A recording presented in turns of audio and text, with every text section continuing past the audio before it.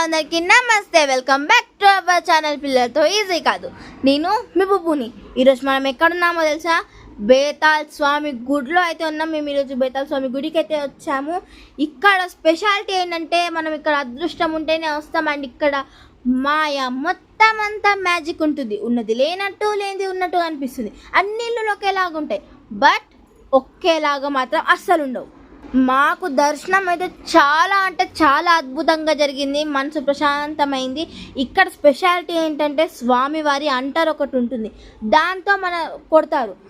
అప్పుడు మనలో ఉన్న నెగిటివ్ మొత్తం వెళ్ళిపోతుంది. అది ఇక్కడ నమ్మకం కాదు, అది 100% నిజం.